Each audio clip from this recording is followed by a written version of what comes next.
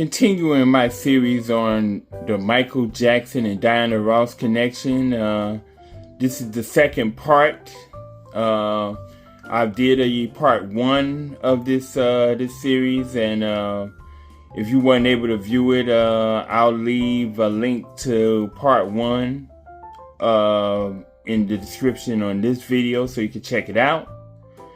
But like I said, this is part two and the final part of this two-part series on Michael Jackson and Diana Ross connection. And I'm just going to forewarn you all that this is going to be pretty lengthy. So just bear with me here. This is going to be pretty lengthy, and it's a lot of stuff to cover here. So just bear with me. Michael and his brothers, they were at Motown, of course, when Michael met Diana Ross at Motown, and unfortunately, Michael and his brothers, as the group Jackson 5, their tenure at Motown came to an end around 1976, and they ended up moving to another record company, CBS Records. And so, so his interaction with Diana Ross became a little bit,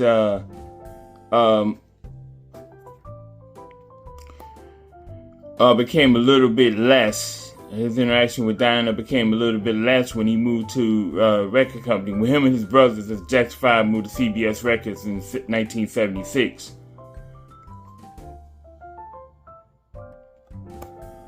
Lo and behold, though, a movie idea came to make the movie called The Wiz, which was penned to be an updated version of the classic Wizard of Oz called The Wiz, with an all-black cast.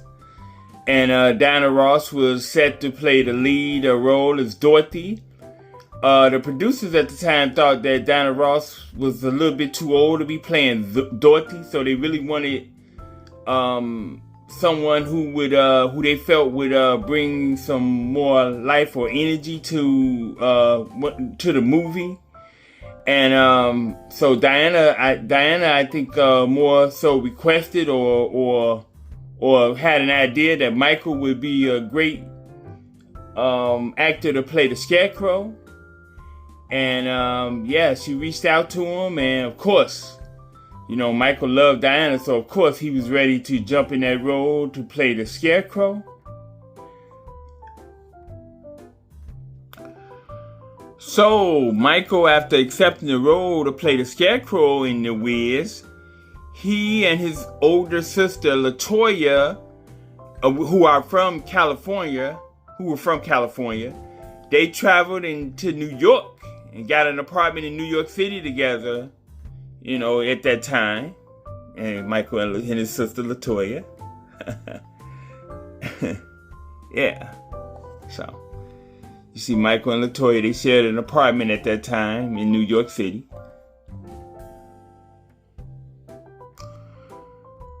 During the filming of The Wiz, doing breaks, I guess, in the filming, Michael and Diana showed, they shared intimate, kind of close moments. As they shared a couple of moments, with each other, and they had breaks with each other, I guess, to conversate or communicate. So you see Michael with the kids, he loved the kids. He loved the kids. Michael just liked kids. So. And we see Michael and Diana in costume here as well. I guess that's doing a break in filming right here as well on the Wiz set. So, yeah.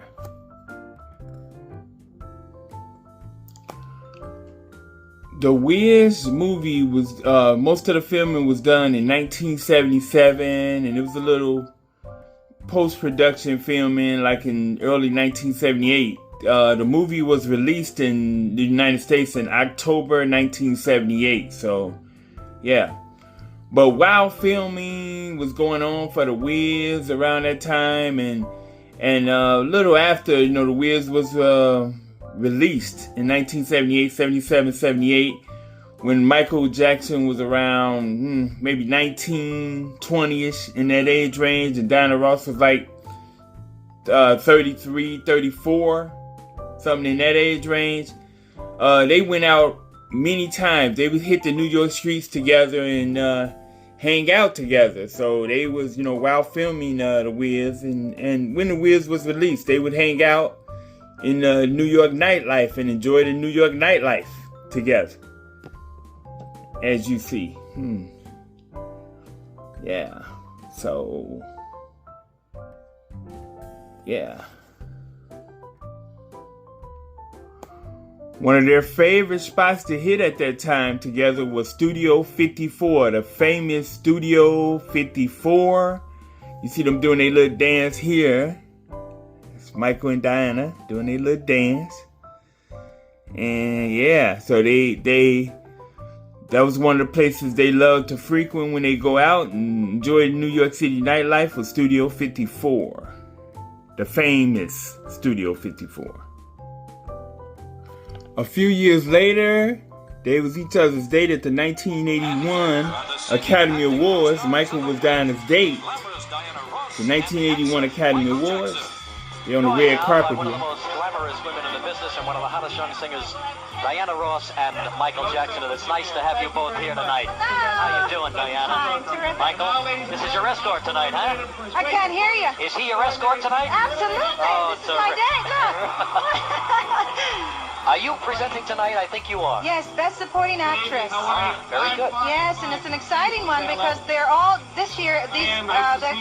The actresses have never been nominated before. I can hardly hear. I think it's one of the toughest competitions of the Yes, night. I think so. Really How is.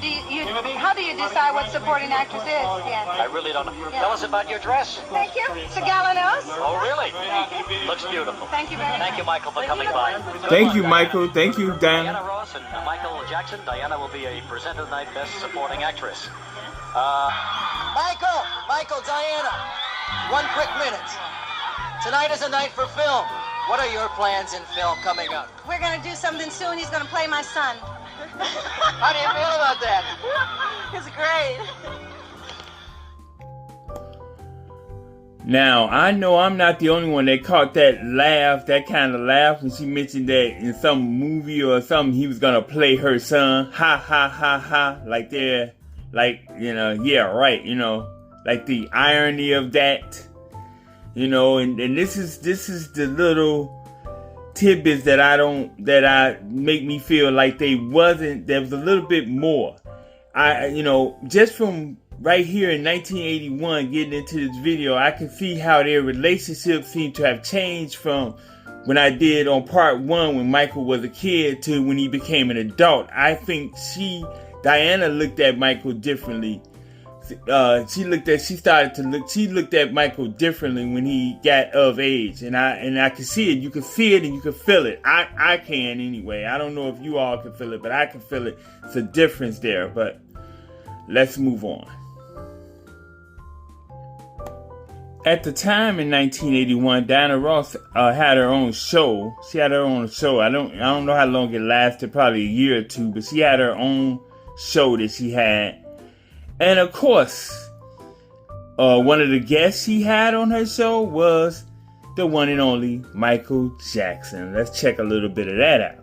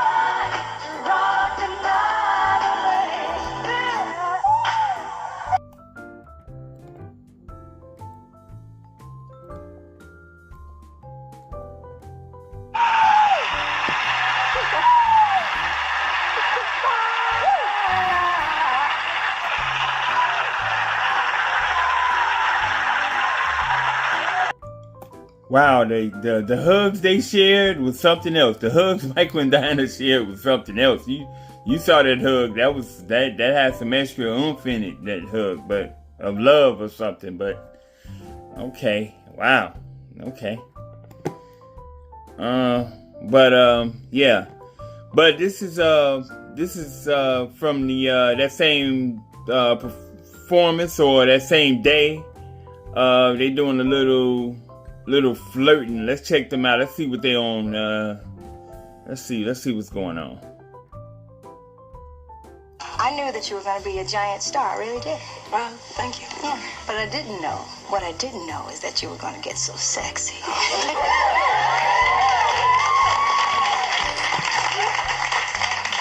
You're embarrassing me. Well, I always knew you would. What? Be sexy. Do you guys think she's sexy?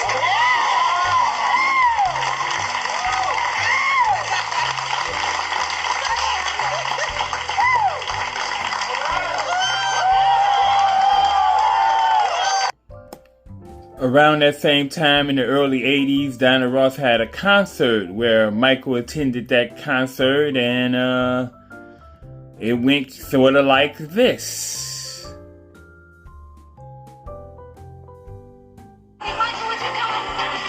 Yes, he will come. Yes, he's coming. He's coming on the stage, Diana. He's coming.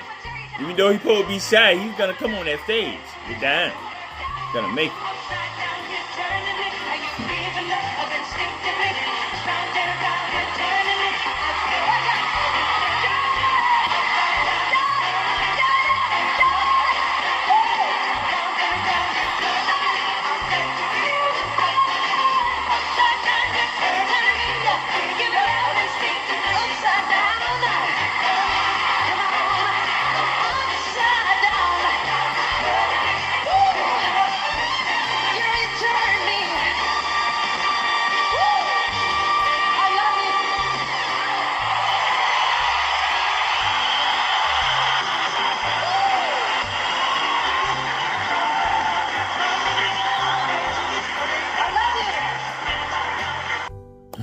Wow, Michael came up and lit her stage up. He lit Diana's stage up. You see how he grabbed the microphone? He took control of that stage for a few minutes there on Diana's stage. But when he took that mic from her, she complimented him on stage with her little dance, her little drop it dance she was doing. So yeah, and I also noticed that he told her "I love you" to Diana at least a couple of times, at least 2 times. I heard him audibly say that. I love you. He said it a couple of times at least. So yeah. People who say he saw as a mother figure, I don't think so. Mother figure, nah, I don't think so. But yeah, okay. These are pictures that were taken that Michael and Diana took in the early 80s also. They took these pictures and they look very suggestive, just to say the least. They look kind of suggestive there. So yeah, a couple of pictures they took in the early 80s. Nice pictures of them too. So yeah, wanted to share those. Yeah, okay. Here's Diana professing her love, that her and Michael love each other. It's just a brief little thing. She's having an interview in the early 80s, and check this out. As you see, the reporter gonna chuckle, but she was serious. She looked kind of serious here, so check it out for yourself.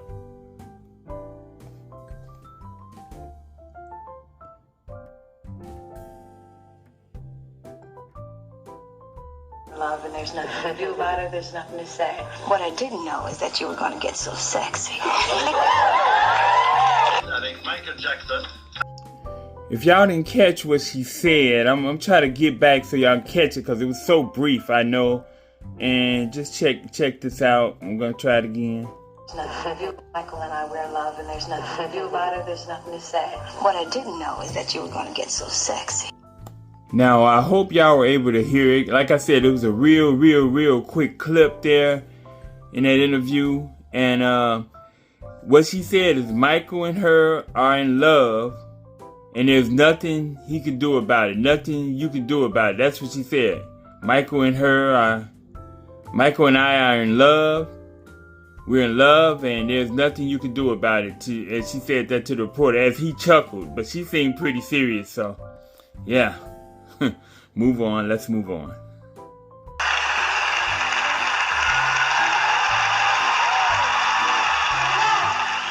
I think one of my favorite people in the whole entire world is Diana Ross.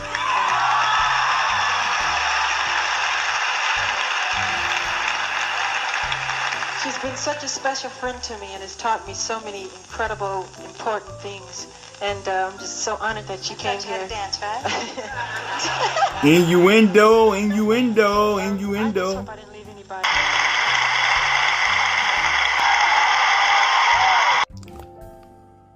Now, this was from 1984 at the American Music Awards.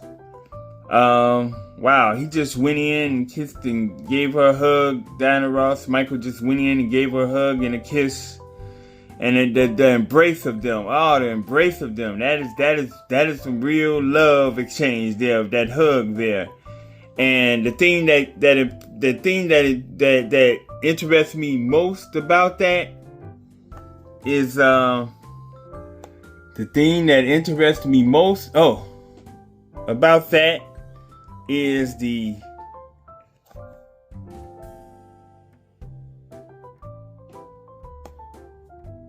closed eyes on Diana. Look at her. Her eyes is closed. She's closed as she's giving that embrace. So she's taking that embrace in. That really that's interesting. That little tidbit is kind of interesting. I find that real interesting. I do. But that is a real hug. That's not a Hollywood hug there. Also, did you catch the innuendo from Diana Ross, from Diana, when he said she taught him so many wonderful, exceptional things, or whatever he said to that effect. But check this out. Check out, and I wanted that y'all catch the innuendo here. There's innuendo all over this one.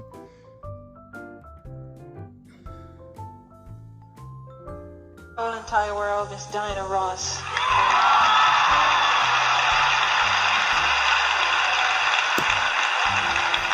She's been such a special friend to me and has taught me so many incredible, important things.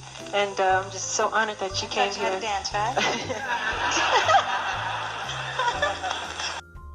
Y'all notice how both of them had to laugh when she said something about she taught them how to dance. You see how they both laughed at that? Like, yeah, innuendo was real strong. Innuendo is real strong on that one. I just want y'all to know that was strong on that one. Whatever dance means.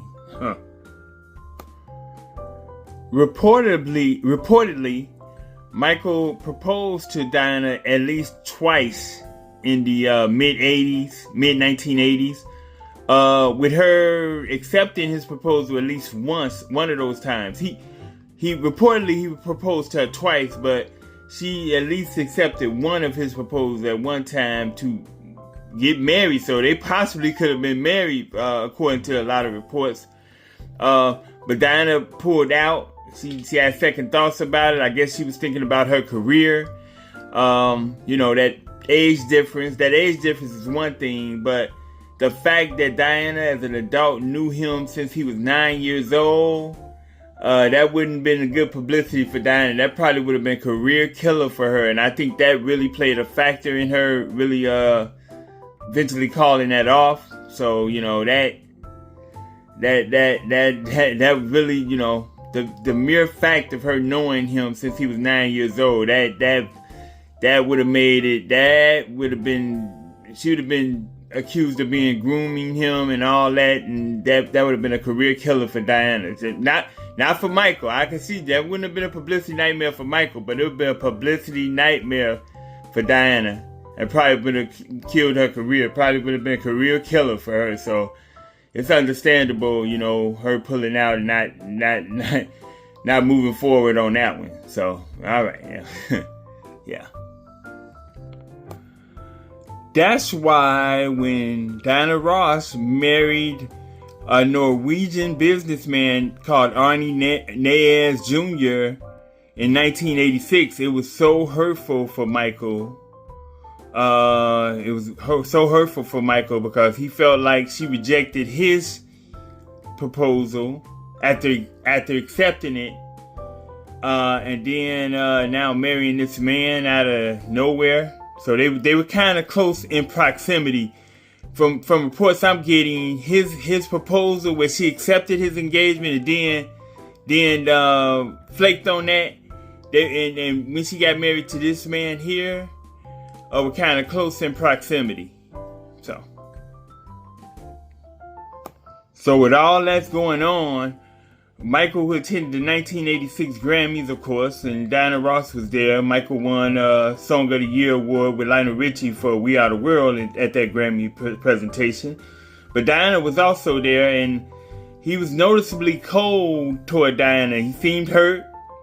He was showing his hurtness. So, I guess that was after, that was, the Grammys was after she had married Arnie Nayes Jr., the Norwegian businessman. So Michael knew about it, and from all reports, he was acting upon it. Every time he seen Diana, he was like cold toward her and everything, and it was noticeable. So, yeah. Michael did eventually get over his hurt feelings over her marrying someone else. And she, they hung out and they were friendly and cool during his bad tour in 1987, 1988. So about a year later, he kind of got over it. 1987, 1988, they were still friendly and everything and hanging out around that time. 1987 and 1988 when he was doing his bad tour. So you forgive and forget. I don't know about forget, but you forgive and you move on, I guess.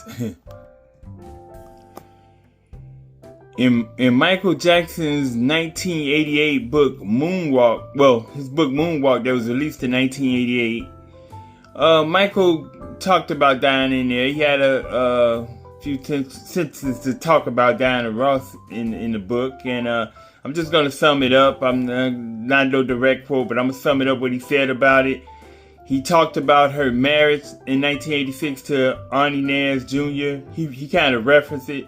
He said that he felt like she got married to this man he never met, and he felt a little bit jealous and hurt of her getting married to him. He admitted to being a little jealous and hurt about that marriage. He said that he described Diana Ross as a mother, lover, sister, person rolled into one awesome person. He described Diana Ross as a mother, lover, sister rolled all into one amazing person. He said he's always loved Diana, and he always will love Diana. That's what he said. Basically, I'm just summing up what he said about Diana in his book Moonwalk that was released in 1988. So he mentioned about, the wedding, or he referenced her wedding or marriage in 1986. He said he was a little bit hurt and a little bit jealous. To be honest, hurt and jealous. So that would make sense that he was acting cold to her at that 1986 Grammy Awards.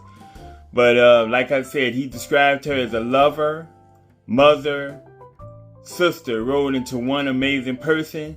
Said he's always loved Diana and he always will. Yep. Period. And yes, they continue to have a pretty solid bond with each other. This is a picture of these two at the Bill Clinton presidential inauguration of 1992.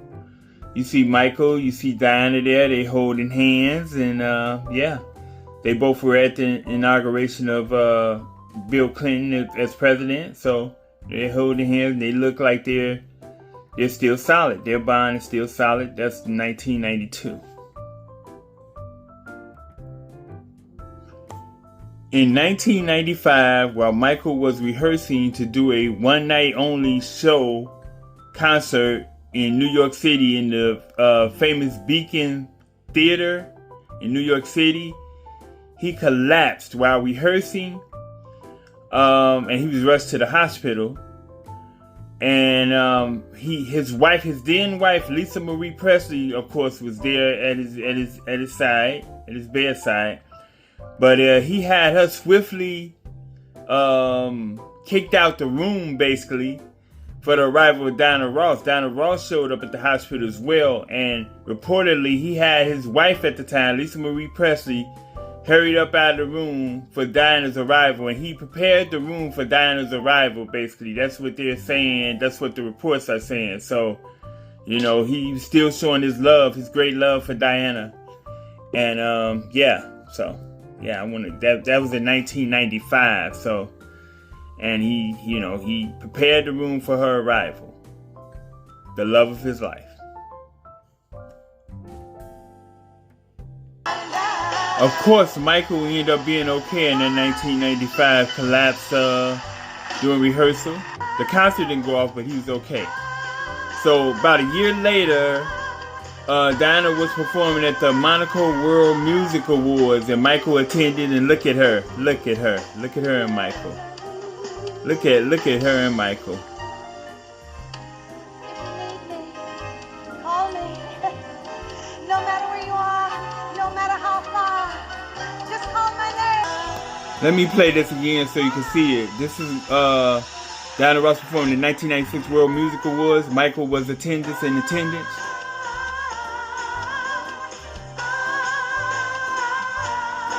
Look at them flirting. Look at that.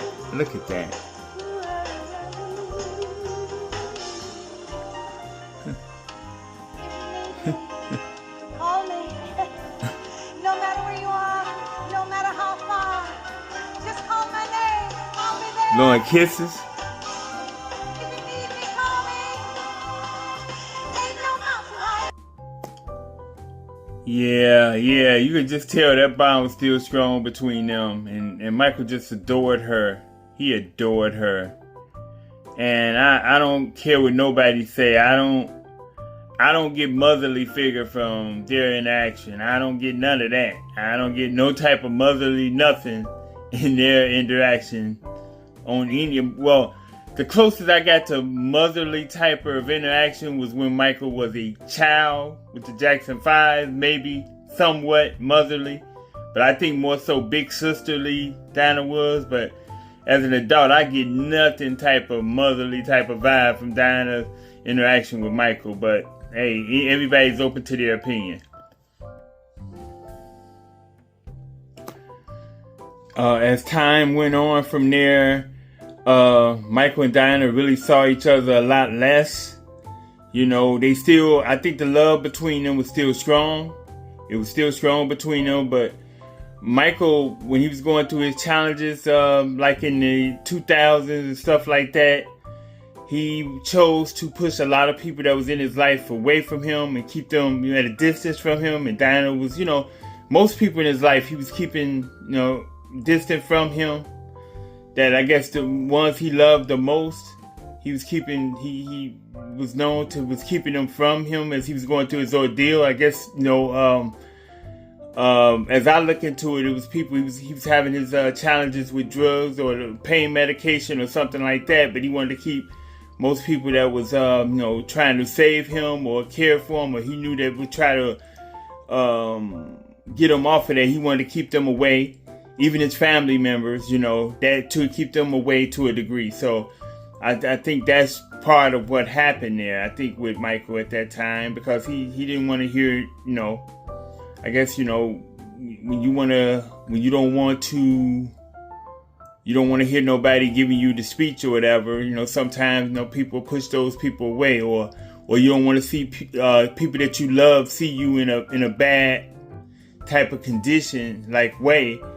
You probably just keep them away from you or try to keep them away. And I think Diana was more in that fray, but I think the love between them was still strong during this time as well. The love was still strong and the love was still there. As we all know, Michael unfortunately passed away on June the 25th, 2009. There was a memorial service for him and a remembrance service at the Staples Center. in 2009, like a few weeks after he passed. I think it might have been a few weeks or about a month after he passed. Or a few weeks. It wasn't long after he passed. There was a memorial service for him at the Staples Center. I can't, but I know it was in 2009. It wasn't that long after he passed. And Diana Ross was unable to attend. She was unable to attend, but she did make her presence known by sending out a statement and having it read by the legendary Smokey Robinson. Let's check that out.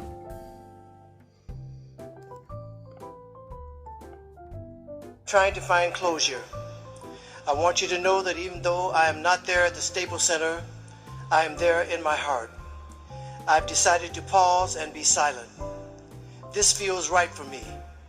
Michael was a personal love of mine, a treasured part of my world, part of the fabric of my life, in a way that I can't seem to find words to express. Michael wanted me to be there for his children, and I will be there if they ever need me.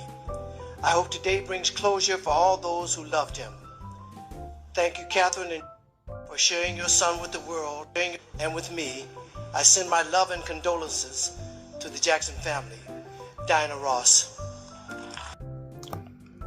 With that, I'll end this video. I'll end this video on that with her last words about Michael at his memorial.